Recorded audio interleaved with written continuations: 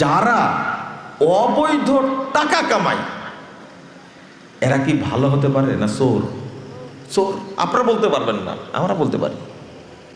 আর আমি এইভাবেই বলি, তুমি চুরি করলে কেন?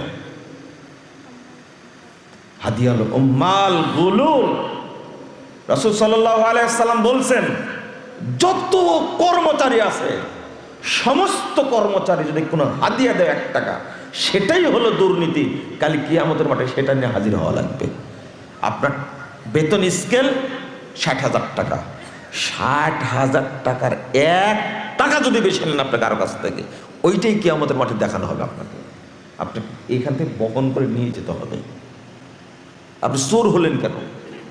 এর কারণ হলো অভিশাপ। বলেন তো কার অভিশাপ? আল্লাহ। আর এই অভিশাপ দেওয়ার দায়িত্ব কে নিয়েছেন? ইন্নাল্লাহা ইউবগিযু, নিশ্চয় আল্লাহ লানত করেন, নিশ্চয় আল্লাহ গজব বর্ষণ করেন। এটা দায়িত্ব আল্লাহ নিয়েছেন, কাউকে দেননি। ফেরেশতাকেও এই দায়িত্ব দেননি, নবীকেও দায়িত্ব দেননি। সরাসরি দায়িত্ব কে নিয়েছেন? আল্লাহ। আর আল্লাহ দায়িত্ব পালন করেন না তো, তাই না? হ্যাঁ, আল্লাহ দায়িত্ব পালন করেন না। এই জন্য আজকে যারা উপস্থিত আছেন, যারা অনুপস্থিত তাদেরকে বলবো না, ভিডিও হচ্ছে, আমি তাদের দায়িত্ব নেব না। আপনারা যারা আজকে আমার কথা শুনতে পাচ্ছেন সরাসরি, তাদেরকে বলবো অবশ্যই দ্বীনি জ্ঞান শিখবেন। বলেন ইনশাআল্লাহ।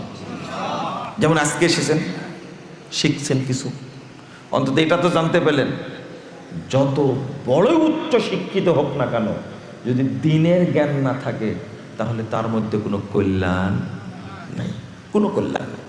আপনি মনে করবেন যে তাহলে তো বিশ্বের সবচেয়ে বড় মোড়ল ট্রাম্প, আমেরিকার প্রেসিডেন্ট, তার মধ্যে কোনো কল্যাণ নাই। ওর মধ্যে কি কল্যাণ আছে? হ্যাঁ, পৃথিবীতে যত সন্ত্রাসী আছে তার হেড কে? এই শয়তান না? দুইবার আমেরিকার প্রেসিডেন্ট হওয়ার পরেও ও নোবেল নিবে, এই জন্য খুব আক্ষেপ। যখন শান্তিতে নোবেল দেওয়া হয়নি তখন এই শয়তান বলছে কি জানেন, যে আর বিশ্ব শান্তির চিন্তা করে লাভ নাই। কথা কি বুঝতে পারছে? ও অশান্তি পাকাবে। 2বারের আমেরিকার প্রেসিডেন্ট, তাও পেট ভরেনি। মনে করেন আপনার ছেলেকে উচ্চ শিক্ষা দিতে দিতে দিতে একসময় সে জাতিসংঘের মহাসচিব হয়ে গেল, অথবা আমেরিকার প্রেসিডেন্ট হলো। বলেন তো আল্লাহর কাছে কি দাম আছে তার? হ্যাঁ, জিরো।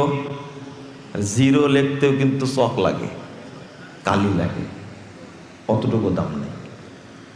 আপনি কি মনে করলেন?